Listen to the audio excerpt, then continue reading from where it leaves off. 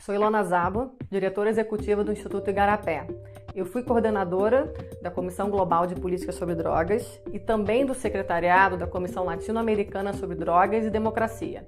Participei como corroteirista e pesquisadora do documentário Quebrando o Tabu e recentemente lancei um livro chamado Drogas, as histórias que não te contaram, com a jornalista Isabel Clemente. Estou aqui hoje para falar com vocês sobre políticas de drogas.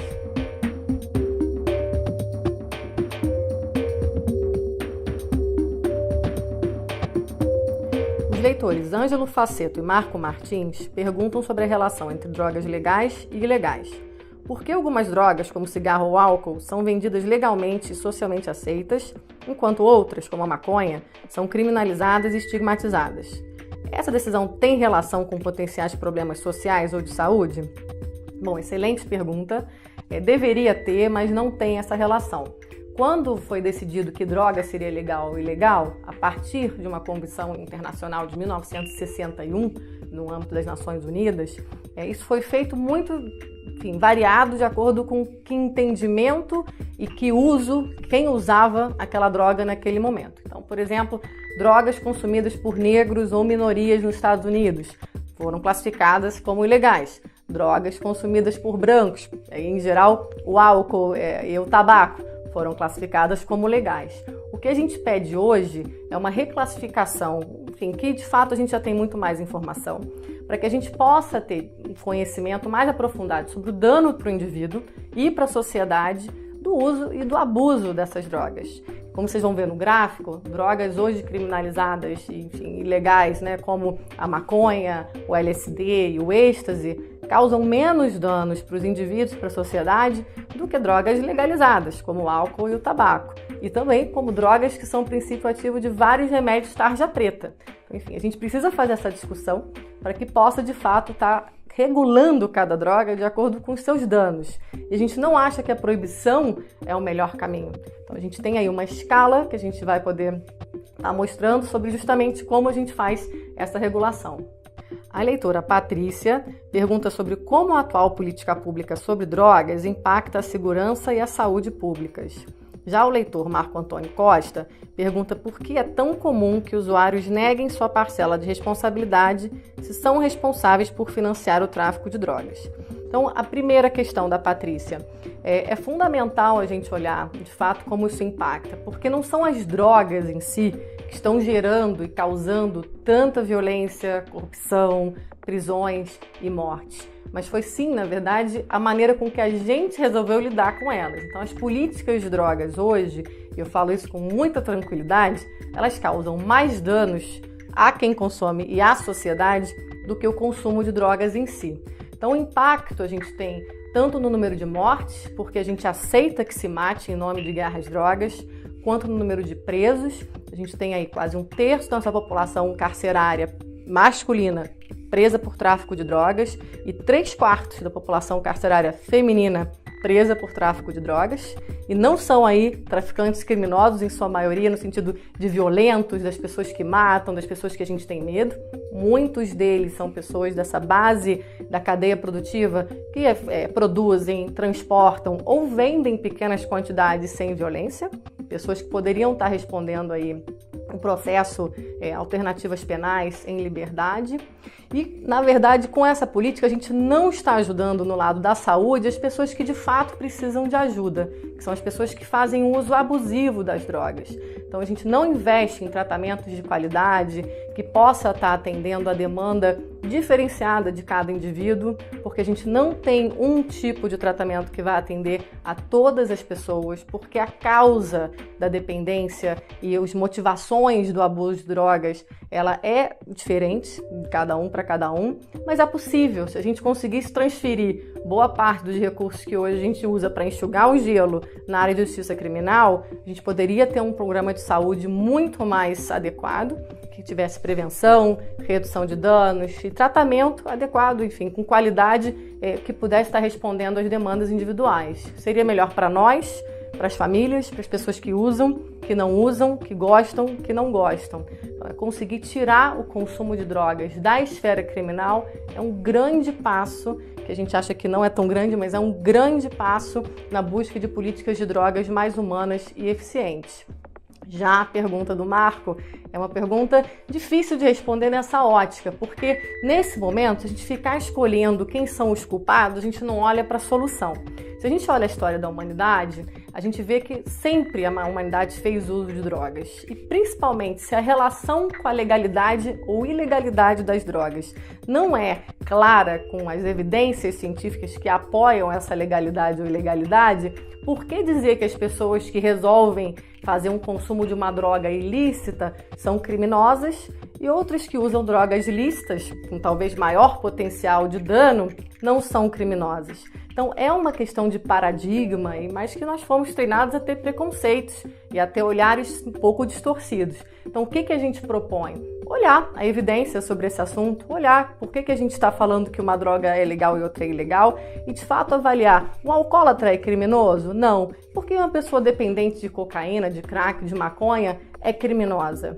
Enfim, acho que é uma pergunta que a gente tem que se colocar. A meu ver, o que eu prefiro é sempre buscar quais são as soluções para todos, inclusive incluindo as pessoas que usam ou abusam na discussão, do que ficar buscando os culpados. Porque essa busca pelos culpados nos trouxe onde a gente está hoje, que é uma guerra onde perdemos todos. Os leitores Anderson Peixoto, Arthur Wilson, Carlos Benevides, Miguel Aurélio e Patrícia Stroer perguntam sobre diferentes aspectos da possível descriminalização de drogas, em especial sobre a maconha. O que as experiências de outros países com legalização e proibição de drogas leves mostram? É viável? Bom, é viável. E aí eu queria começar só diferenciando esses termos. Quando a gente está falando sobre descriminalização de drogas no Brasil, em geral, a gente está falando sobre o uso, que é tirar o uso de drogas, e tecnicamente a gente diz o porte para consumo de drogas, porque é isso que está criminalizado na lei, da esfera criminal. Isso está em jogo no Supremo Tribunal Federal. 3 votos favoráveis para que tire-se o porte de drogas da esfera criminal, mas foi suspenso e agora o processo está na mão do novo ministro Alexandre de Moraes. Espero que ele coloque em breve para votação. Então isso é descriminalização. Quando a gente fala em legalização ou regulação, legalização é um passo necessário para que se possa regular a cadeia de produção, venda e consumo de drogas como um todo, que também é viável, já tem outros países, enfim, estados americanos fazendo. O que aconteceu no mundo em um caso e outro? Descriminalizar o consumo, a gente já tem experiência em mais de 30 países do mundo. O grande medo, que era aumentar o consumo, dar acesso mais fácil às crianças e adolescentes, isso não aconteceu. Então a gente pode ficar mais tranquilo em dizer que as evidências, as avaliações dizem o contrário. Menos jovens e adolescentes ficaram consumindo maconha nesses países. O grande exemplo é Portugal, mas a gente acompanhou isso em vários outros da Europa, mas a gente não sabe que no nosso quintal aqui na América do Sul, quase nenhum país criminaliza o uso de drogas. O Brasil está na lanterna, junto com Guiana, Suriname.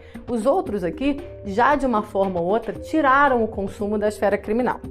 Quando a gente fala em regulação, são experiências mais recentes. E aí temos o estado do Colorado, o Uruguai, outros estados americanos, vamos ter o Canadá. E tem uma semi-regulação na Holanda, porque a gente tem lá nos coffee shops a porta dos fundos, que até então era ilegal, mas agora eles conseguiram uma autorização para produzir, mas muito recentemente, então isso não está acontecendo ainda. Então eles compravam ilegal e vendiam legalmente, né? Vai entender. E os holandeses falavam, isso pelo menos resolve uma parte do problema, já que as convenções não me deixam resolver o problema todo. Em regulação, a gente tem os dados do Colorado, que também mostram, na verdade, que não houve aumento de consumo nos níveis aí que a gente tem muita preocupação entre jovens e adolescentes. E por que a gente tem essa preocupação? E tem que ter, tá? Porque quando o cérebro está em formação, o impacto de drogas, sejam lícitas ou ilícitas, é maior. Então você pode ter danos maiores. Então por isso que a gente tem de fato que dizer que uma política moderna de drogas tem que retardar o uso e na verdade tentar prevenir, mas se não dá para prevenir, retarde, né? E evitar o abuso. Porque a gente tem que olhar que as pessoas que querem usar drogas vão usar drogas e aceitar que isso é um dado, que isso é fato. Então, como a gente pode fazer para que elas tenham melhores informações, tomem melhores decisões e possam pedir ajuda no âmbito da saúde do que passar pelos temas de justiça criminal? Então, eu acho que tanto descriminalizar quanto legalizar para regular são alternativas viáveis, acho que necessária, vis-à-vis o que a gente conhece hoje dos danos, dos impactos e, na verdade, dos potenciais que a gente tem de conversar com a população sobre algo que deixa de ser um tabu. Eu acredito que os nossos filhos, nossas crianças, nossos adolescentes e jovens estão mais bem protegidos se a gente regula as chamadas drogas leves, que a gente tem mais conhecimento, que tem um menor poder de dependência e que também a gente já sabe que tem um maior número de consumidores que entram em contato com o mercado negro. Se a gente trata isso sob a égide da lei, da luz, onde a gente tem informação, tem prevenção, a gente vai estar muito melhor do que se a gente continua aí na proibição, achando que as mesmas pessoas que vão estar usando não têm acesso. Elas têm acesso. As drogas já estão na rua. Então, acho que é muito melhor a gente pensar em políticas mais pragmáticas e que ainda possam ter retorno. Os países que regularam as drogas arrecadaram muitos impostos e podem estar investindo, por exemplo, no Colorado, investem direto em educação. As escolas do estado estão sorrindo, felizes da vida, super bem equipadas e podendo aí trabalhar a prevenção. Tanto que não houve nenhum impacto, nenhuma explosão em consumo adolescente, como era o grande medo. Quais seriam as consequências a curto, médio e longo prazo no Brasil? Bom, quando a gente fala da maconha, quer dizer, muita gente fala, mas isso já está legalizado, porque isso já é usado. Mas, enfim, é usado da pior maneira possível. O que acontece hoje? Hoje a gente tem um mercado onde não tem controle de qualidade, onde não tem controle de idade, onde a gente não sabe exatamente que substâncias, onde são consumidas, enfim, que danos causam, porque elas estão misturadas. E está na mão do crime organizado, quer dizer, de pessoas que de fato não estão preocupadas com a minha ou com a sua saúde, segurança, bem-estar. Quando a gente coloca um produto, tira ele da ilegalidade, coloca na legalidade, os controles podem ser muito melhores. Não que vai ser perfeito, nada é perfeito e a sociedade sabe, tem álcool adulterado, tem tabaco adulterado, mas as pessoas vão ter uma opção de estar buscando informação e, de fato, ter um controle muito melhor de quem usa, como usa, onde usa, quanto usa. A gente pode estar controlando melhor os abusos e estar encaminhando as pessoas para onde elas deveriam ir se precisassem de ajuda. Então, de fato, no curto prazo, ajudaria muito a focar toda a agenda de uma polícia que hoje vai perseguir também consumidores para focar em crimes violentos. Isso seria fantástico num país onde a gente não tem nem 10% dos homicídios sendo esclarecidos.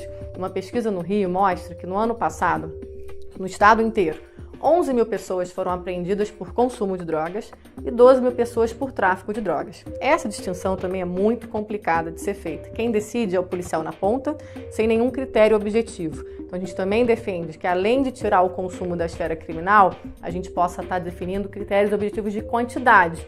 Não quer dizer que é o único critério, mas quer dizer que passa a ser um indicativo objetivo de padrão de uso no Brasil, para que, de fato, o policial também possa estar fazendo um trabalho mais embasado em evidências científicas. Se não tiver nenhum outro indício, não está com arma, não tem ficha suja, não estava com balança, etc., é consumidor até que se prove o contrário. Aí a gente respeita a lei, porque a lei de drogas no Brasil você é culpado até que cumpra, na verdade é que prove o contrário. E a gente está querendo que você é inocente até que a justiça prove o contrário. E inverter um pouco esse paradigma. Então, no curto prazo, a gente poderia estar ajudando uma polícia a estar fazendo o trabalho que nos favorece, que é focando na criminalidade violenta, focando nas pessoas que deveriam estar de fato atrás das grades. E também ajudando as pessoas que precisam de ajuda médica a ser encaminhados para o lugar certo. No médio e longo prazo, acho que a gente poderia estar pensando em arrecadação de impostos para melhorar não só prevenção, redução de danos e tratamentos dessas pessoas que precisam, enfim, e em relação à maconha, a dependência fica aí na casa dos 10%, a possibilidade de dependência. Então, 90% das pessoas que usam nunca vão ter um comportamento abusivo com a maconha. Então, enfim, tem a política pública para os 90% e tem a política pública para 10%. Então, como é que a gente olha isso de uma forma mais inteligente, A gente poderia estar também arrecadando esses impostos, investindo nesses tratamentos para quem precisa, investindo em escola. A gente poderia estar dando o direcionamento que a sociedade achasse mais relevante. A meu ver, sempre educação, segurança e saúde é primeiro lugar, principalmente no nosso país, que está com problema nas 3 áreas. E no longo prazo, eu acredito que a gente pode pensar, inclusive, em diminuição de consumo, porque pega o exemplo do tabaco no Brasil. as campanhas de educação, as restrições de locais de uso, a desglamorização do consumo geraram uma redução impressionante nos últimos anos. Então a gente pode imaginar que políticas públicas orientadas de fato para proteger a saúde das pessoas podem ter um resultado muito eficaz e não precisa estar num falso tabu que é a proibição, porque a proibição ela não é de fato implementável.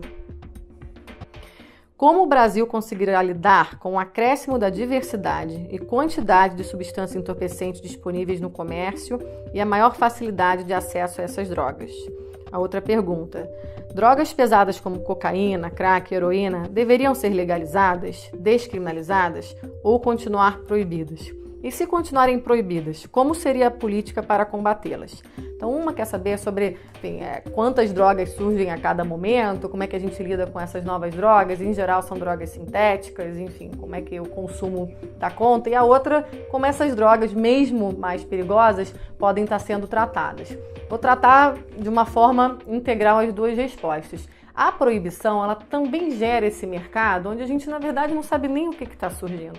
Cada dia, alguém em algum laboratório produz um novo comprimido, uma nova droga sintética, sem nenhuma ideia. Honestamente, a gente não faz muita ideia, não dá nem para acompanhar o que está chegando no mercado, principalmente aí das drogas sintéticas. Então, isso também é um subproduto da proibição. Quando você tem um mercado, digamos, regulado, o que a gente espera? Que com informação, educação, prevenção, as pessoas que realmente queiram usar drogas possam estar também muito mais, honestamente, informadas sobre o que usar, como usar, os danos e também o que de fato não fazer, porque as pessoas não querem morrer, não querem estar passando por uma overdose, a não ser que de fato tenham intenção de se suicidar, mas em geral não é isso que as pessoas buscam quando vão fazer o uso recreativo, nem o uso mais abusivo de drogas. Elas buscam uma automedicação ou buscam expansão de consciência, diversão. Então, quando a gente olha drogas mesmo pesadas, o que a gente acredita no paradigma de saúde pública é que o uso não deve ser criminalizado. Isso não quer dizer que a gente vai ter crack, heroína, cocaína sendo vendidas na esquina. Não. Mas a gente viu que há maneiras de ter um uso médico, ou pelo menos o uso controlado em espaços seguros por pessoas que de fato estejam dependentes. Explico. Na Europa, a gente tem o que a gente chama de salas de consumo de heroína. Não é só lá, tem no Canadá também. Em geral, são 12 países hoje que tem esse dispositivo. E as pessoas podem entrar nessa sala e usar a sua heroína, ou usar uma heroína que é dada pelo governo, com padrões médicos, ou ainda se submeter a tratamento de substituição de heroína. Isso são para aquelas pessoas que são muito dependentes e que não têm naquele momento interesse, vontade, capacidade de largar a droga. Mas a partir do momento que você cria espaços seguros, que não são as cenas abertas como a gente vê no Brasil e que de fato já existiram na Europa também, Cracolândia aqui e lá tinham os parques de heroína, eles chamavam de Parque das Agulhas, hoje eles concentram em espaços seguros. E isso diminuiu muito o número de dependentes e ajudou que muitas dessas pessoas pudessem estar saindo de drogas mais perigosas e passando, às vezes, saindo do consumo como um todo e, às vezes, consumindo drogas menos perigosas. Então, para a nossa concepção, e o gráfico vai mostrar para vocês, a gente vê que o primeiro momento de uma política de drogas deveria ser tirar o uso da esfera criminal e ter políticas de redução de danos que possam estar melhorando a saúde daquela pessoa que está usando a droga e também os danos imediatos de um consumo abusivo, que pode envolver furto, pode envolver transmissão de doenças contagiosas, enfim, por objetos que se use para usar a droga, seja seringa, seja cachimbo, seja sexo sem camisinha. Então, essa política de redução de danos estaria ali na primeira, como se fosse a primeira parte dessa cadeia de regulação. E com drogas que a gente sabe que causam menos danos, você pode pensar em uma regulação mais estrita de drogas perigosas, enfim. Obviamente, cada droga, seu dano um tipo de regulação, não há uma resposta para todas elas, né? E até regulação de drogas leves. E a gente vislumbra um pouco a maconha nesse meio do caminho, porque a gente sabe um pouco, há riscos no consumo, mas a gente já tem bastante informação para saber que ela pode ser uma droga regulada. E uma regulação leve seria uma regulação de drogas como hoje a gente já tem, o tabaco, o álcool, mas que, enfim, também podemos melhorar alguns aspectos dessa regulação. Enfim, tentar sempre diminuir ao máximo o uso abusivo e esses comportamentos que a gente não gosta de ver na sociedade. Mas com informação e com prevenção bem feita, isso é possível. Com a proibição, honestamente, não é possível. Porque além da gente não ter acesso aos dados, a gente mente também para a juventude. E elas passam a não acreditar, e os jovens passam a não acreditar no que a gente fala para eles. Enfim, aí complica.